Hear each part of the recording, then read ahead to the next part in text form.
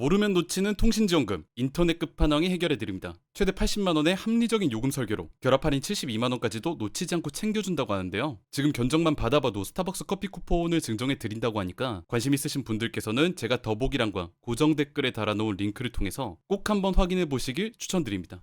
오늘은 좀 리버풀에 대한 얘기를 좀 해보려고 하는데, 최근에 리버풀이 보여주고 있는 모습이 좀 쉽지는 않죠. 뭐 경기력적인 측면, 경기 결과에 대한 부분들에 있어서 선수들도 그렇고 감독인 아르네 슬롯도 그렇고 여러 비판들을 좀 받고 있는 상황인데, 오늘은 제가 개인적으로 생각하는 지금 리버풀이 왜 어려운 상황에 좀 처했는가, 그 이유에 대해 좀 말씀을 드려보려고 합니다. 말씀드렸다시피 최근 리버풀의 분위기가 좋지 않습니다. 보시면은 프리미어리그 맨시티전, 노팅엄전, 그리고 가장 최근에 있었던 챔스 PSV전까지 공식전 3연패를 기록을 하고 있는 상황이고요. 그런데 이제 팬분들이 우려하시는 거는 단순히 뭐 경기 결과 3연패를 했다? 이것도 있겠지만은 그 경기 내용에서 전부 다 30점 이상으로 대량 실점 패배했다는 게 문제였죠. 맨시티전 3대0 패배, 노팅엄전 3대0 패배, 그리고 마지막 PSV전도 4대1 패배, 모두 다 3실점 이상 패배였습니다. 저도 이번에 자료조사하면서 처음 알았던 부분인데, 리버풀이 3경기 연속 30점 이상을 기록한 건 1992년 이후 33년 만에 처음이라고 합니다. 그러니까 지금 이 상황을 좀 심각하게 봐야 되는 이유인 것 같아요. 당연히 이 상황에 대한 책임을 얘기를 할 때 감독인 아르네 슬롯이 자유로울 수가 없죠. 많은 비판이 지금 슬롯을 향해 있습니다. 리버풀은 완전히 망가진 것처럼 보입니다. 이제야말로 바닥을 쳤다고 생각하는 바로 그 순간, 그들은 또 다른 기상천외한 방식으로 더 깊은 나락으로 추락하고 있습니다. 리버풀은 감독을 쉽게 경질하는 것으로 유명한 구단은 아닙니다. 지금 당장의 경질은 다소 성급한 결정처럼 보일 수 있습니다. 하지만 만약 상황이 지금과 같은 흐름으로 계속된다면 슬롯은 점점 더 돌아올 수 없는 위험구역으로 내몰리게 될 것입니다. 결국 마이클 에드워즈와 리처드 유즈를 포함한 수뇌부는 그의 거취에 대해 진지한 논의를 시작할 수밖에 없을 것입니다. 지금 리버풀의 상황을 신랄하게 비판을 하면서 이제 슬롯에게 주어진 시간이 그렇게 많지는 않을 수도 있다. 보드진이 결정을 내려야 될 때가 찾아오고 있다. 이런 식의 기사 내용입니다. 저 같은 경우는 리버풀 경기를 가능한 한 모든 경기를 팔로우하려고 노력을 많이 하고 보고 있는데, 여기서부터는 좀 제 개인적인 생각이 많이 들어갑니다. 주관적인 생각인데요. 여러분이 동의를 하실 수도 있고 안 하실 수도 있습니다. 지금 리버풀이 보여주고 있는 그 어려운 상황이 감독의 뭐 예를 들어 전술, 시스템 이거의 문제일까? 아니면은 뭐 선수, 개개인의 폼, 실력 이거의 문제일까? 제 개인적인 생각으로는 약간 팀 자체의 구조적인 위기가 제일 크다고 생각합니다. 물론 선수들 개개인의 폼이 아쉬운 거는 맞아요. 뭐 살라라든지 뭐 판다이크, 코나테, 뭐 다른 선수들 폼이 아쉬운 건 맞습니다. 뭐 소보슬라이 정도 제외하고 다 아쉬운 거는 맞는데, 지금 팀 구조 자체가 약간 건강하지 않다라는 생각이 드는 것 같아요. 저는 지금 아르네 슬롯이 연패 수렁에 빠진 거는 단순한 뭐 슬럼프나 팀 선수들의 일시적인 컨디션 난조가 아니라 팀의 구조적인 재앙에 가깝다고 생각합니다. 그래서 오늘 영상에서는 뭐 감독의 전술이라든지 시스템, 아니면 뭐 선수 개개인의 폼 이런 얘기보다는 지금 팀 구조에 어떤 문제가 발생을 했는가, 뭐 선수단의 스쿼드 이게 왜 지금 제대로 작동하지 않게, 건강하지 않게 되어버렸는가, 이 문제를 좀 말씀을 드리고 싶습니다.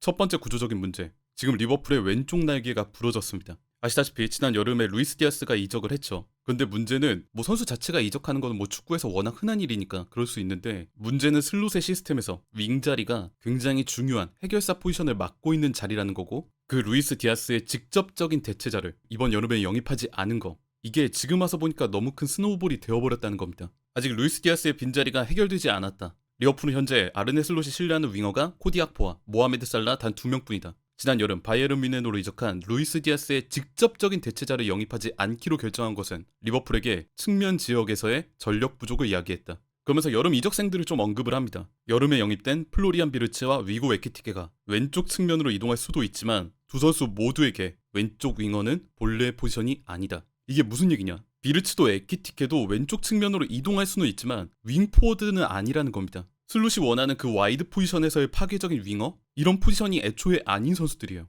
말씀드렸다시피 에키티케도 그렇고 비르츠도 그렇고 왼쪽 측면으로 빠질 수는 있어요. 뭐 팰리스전에서도 그렇고 레알전에서도 그렇고 비르츠가 이제 왼쪽 측면에서 배치돼서 시작하는 경우들이 있었죠. 그런데 다만 비르츠가 이렇게 나왔다고 해서 윙포워드 역할을 했던 거는 아니었습니다. 포지션은 이제 윙어로 출발을 했지만은 경기를 하면은 안으로 좁히면서 10번 미드필더가 됐어요. 애초에 레버쿠젠에서부터 그런 선수였죠. 비르츠는 3-4-1 포지션에 쓸 때도 이 왼쪽 10번 자리에 섰던 선수고, 지금 리버풀에 와서도 윙어로 출전을 할 때 가운데로 좁히면서 10번 미드필더로 변화한다. 그러면서 소보슬라이, 맥칼리스터, 흐라벤베르랑 같이 4미드를 형성하는 경우가 있다. 이거 같은 경우는 이제 선수 본인의 특색에 맞춰서 변형된 시스템이기는 한데, 사실 지난 시즌까지 이제 슬롯이 운용했던 시스템, 윙어한테 원했던 그런 역할하고는 살짝 다르기는 하죠. 와이드 포지션, 넓은 공간에서 볼을 잡아서 이 볼을 받았을 때 본인이 파괴적인 플레이로 변수를 창출할 수 있는 윙어, 보다 직접적인 득점 위협을 가할 수 있는 윙어, 이런 게 어떻게 보면은 슬롯이 원하는 전술에서 많이 필요한 윙포워드로서의 플레이인데, 지금 비르츠는 그런 플레이를 하는 선수도 아닐 뿐더러 그런 역할을 요구받지도 않고 있습니다. 안으로 좁히면서 10번 미드필더가 되는 이런 플레이로 좀 변형해서 쓰고 있죠. 에키티케도 마찬가지입니다.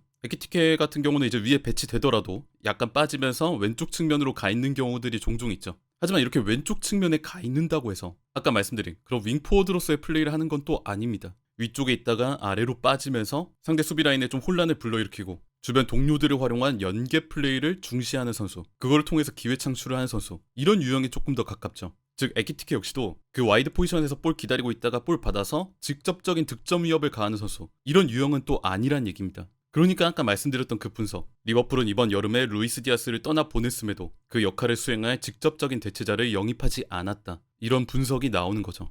이런 역할을 좀 잃으면서 슬롯은 측면에서의 볼캐리 능력, 예리한 공격력을 잃어버렸습니다. 디아스가 리버풀의 다른 윙어들과 가장 차별화됐던 점은 팀 전체 라인을 전방으로 끌어올리고 답답한 상황에서 확실한 탈출구 역할을 해냈다는 것입니다. 그리고 이것이 바로 올 시즌 슬롯의 리버풀에게 가장 결여된 부분이기도 합니다. 가끔은 그가 너무 깊은 위치까지 내려온다고 느껴질 때도 있었지만 그는 거기서부터 직접 공을 몰고 전진할 수 있는 능력이 있었습니다. 그의 폭발적인 가속력은 수비수와의 1대1 싸움에서 큰 무기가 되었으며 안쪽과 바깥쪽 어디로든 치고 나갈 수 있는 능력 또한 탁월했습니다. 그는 부드럽게 공을 운반하는 학포와는 정반대 유형이었습니다. 하지만 디아스의 그 다소 투박하고 거친 스타일은 학포만큼이나, 아니 어쩌면 그 이상으로 팀에 효과적이었습니다. 아까 말씀드린 그 와이드 포지션, 측면 지역에서 디아스가 볼을 잡았을 때 상대 수비 라인을 허물 수 있는 그 볼캐리 능력과 거칠지만 때론 효과적이었던 그 파괴 능력을 언급을 하는데, 이게 지금 리버풀과 슬롯이 가장 필요한 바로 그 부분이기 때문에 계속 언급이 되는 것 같아요. 슬롯이 윙어한테 원하는 거는 그 답답한 상황, 어떻게 보면 우리가 전진하기 어려운 상황, 거기서 그거를 풀어줄 수 있는 그런 해결사로서의 윙어, 넓은 공간에서 아이솔레이션 돼서 볼을 받았을 때는 그거를 뭐 볼을 유지한다거나 주변 동료와 패스워크, 이것보다도 직접 박스 안으로 들어가서 직접적인 위협이 될 수 있는 그런 윙어가 필요합니다. 하지만 언급드렸던 비르츠도 에키티케도 그런 선수의 유형이 아니고,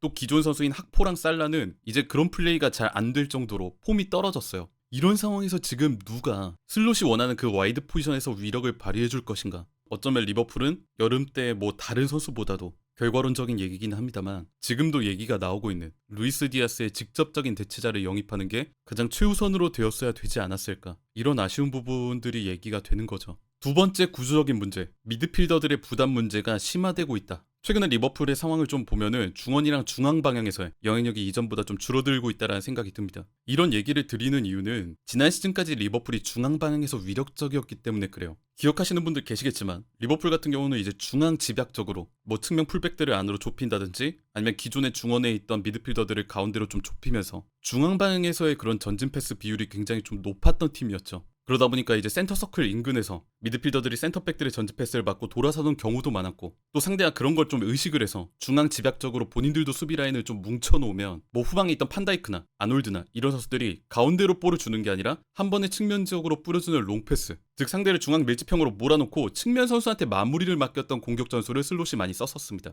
또 그런 거를 볼을 받았을 때 살라 같은 선수가 마무리를 또 잘해주기도 했고요. 하지만 지금은 그만큼의 영향력이랑 주도권이 좀 많이 사라졌다라는 느낌을 받습니다. 최근에 이제 현대 축구가 많이 좀 다이렉트해졌죠. 뭐 볼을 소유하기 위한 뭐 짧은 패스, 안정적인 패스 이런 것보다도 어떻게 보면은 좀 실용적으로 길게 볼을 뿌려놓는, 미드필드 지역으로 한 번에 볼을 붙여놓는 이런 다이렉트 플레이가 다시 유행을 하고 있는데, 이런 다이렉트 플레이랑 좀 마주했을 때 지금 리버풀의 미드필더진 뭐 소보슬라이, 흐라벤베르, 맥칼리스터 이런 선수들이 중원 지역에서 경합 싸움을 하는 게 좀 쉽지는 않아 보입니다. 특히나 그런 다이렉트한 플레이하는 팀들이 미드필더진에 좀 강력한 피지컬을 가진 선수들을 모아놓는 경우들이 많잖아요. 후방에서 볼 때려놨을 때 그거를 미드필더 진영에서 한 번에 뺏을 수 있는, 그러면서 빠르게 좀 전진해서 치고 올라가는 이런 축구를 보여주는 팀들이 특히 그러니까 이런 식으로 상대가 공격 전개를 할 때 지금 리버풀의 미드필더진이 그 속도랑 피지컬을 좀 따라가기가 벅차하는 듯한 그런 인상을 줄 때가 있습니다. 최근에 변화한 그런 현대 축구의 다이렉트한 트렌드, 거칠고 실용적인 트렌드, 이거에 약간 지금 팀의 미드필더진이 따라가기가 쉽지가 않은 것 같다는 느낌이 들어요.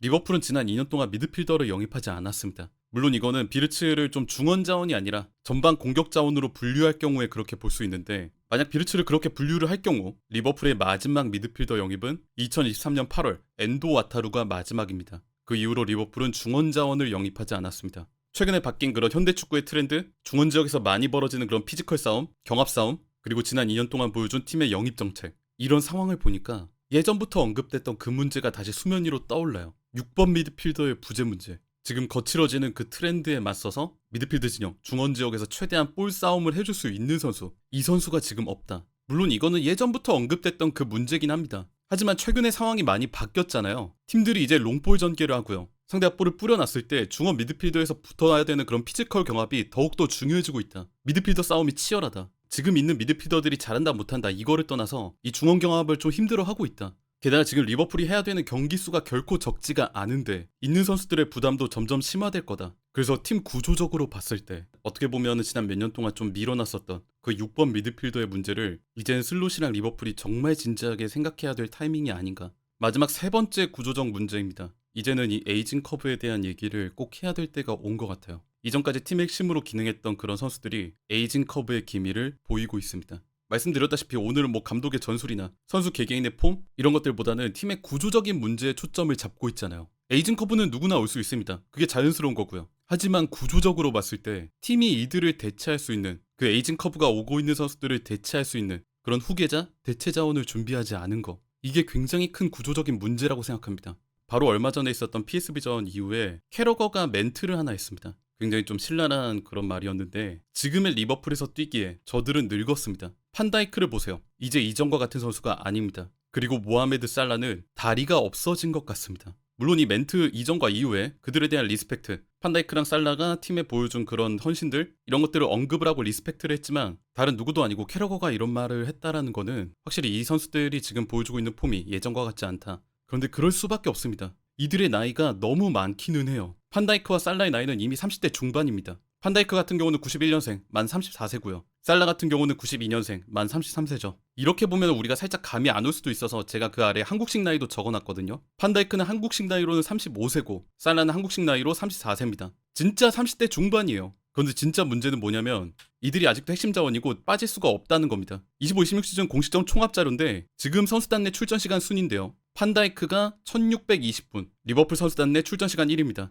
그리고 그 아래 출전 시간 4위에 랭크된 게 모하메드 살라 1479분이죠. 보시면 아시겠지만은 이 선수단 출전 시간 순위에서 판다이크랑 살라의 나이만 되게 높아요. 뭐 다른 선수들은 뭐 20대 중반, 초반 이런데 판다이크 34세, 살라 33세 이 둘만 툭 튀어나오게 나이가 많죠. 아까 맨 처음에 말씀드렸다시피 에이징 커브는 현실적인 문제입니다. 그 선수 개인의 잘못이 아니죠. 뭐 나이 안 먹고 영원히 잘하는 선수가 어디 있겠습니까? 나이가 들어감에 따라서 뭐 폼이 떨어지고 뭐 달리기 속도, 피지컬적인 능력 이런 것들이 떨어지는 건 너무나 자연스러운 현상인데 문제는 구단 차원에서 이 선수들의 에이징 커브를 대비를 했느냐 안 했느냐 이거는 구조적인 문제로 볼 수 있다는 거예요. 판다이크랑 살라를 대체할 선수가 팀에 있냐 없냐, 영입을 했냐 안 했냐 아까 말씀드린 이 출전 시간에서 유독 나이가 많은 이 두 선수 이 둘이 어떻게 보면 지금 폼이 좀 불안정하고 에이징 커브의 기미를 좀 보여주고 있는데 이들을 빼지 못할 정도로 에이징 커브가 오고 있는 이 선수를 못 뺄 정도로 지금 팀의 구조가 불안정하다. 이 상황을 준비를 안 한 것 같다. 이런 느낌을 받습니다.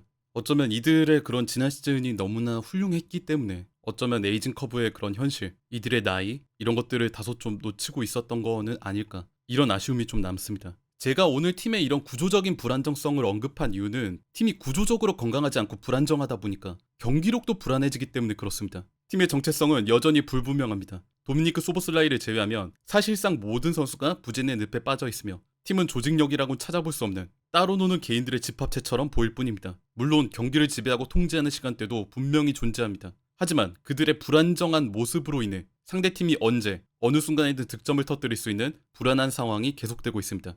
그 다들 아시겠지만 리그라는 게 한두 경기 하는 그런 토너먼트 싸움이 아니잖아요. 어떻게 보면 길게 보는 마라톤, 몇십 경기를 하는 그런 긴 호흡의 싸움인데 그러다 보니까 팀의 건강함, 우리가 어떻게 롱런할 수 있느냐, 어떻게 그 긴 시즌을 지치지 않고 쭉 갈 수 있느냐 이거는 팀의 구조적인 건강함에 기인합니다. 우리 팀에 어떻게 보면은 전술적으로 좀 좋은 역할을 해줬던 선수가 빠졌을 때 그 대체 자원을 영입을 했느냐. 지금 트렌드가 바뀌었다. 현대축구의 트렌드가 바뀌었는데 그 트렌드에 어느 정도 맞춰줄 수 있는 선수가 영입이 되어 있느냐. 기존에 잘했던 선수가 이제 에이징 커브를 맞았는데 그거를 미리 준비를 했느냐 안 했느냐. 이런 준비의 문제가 어떻게 보면은 팀의 구조적인 불안정성으로 되어서 지금 팀의 경기력에 불안한 모습으로 나타나고 있다.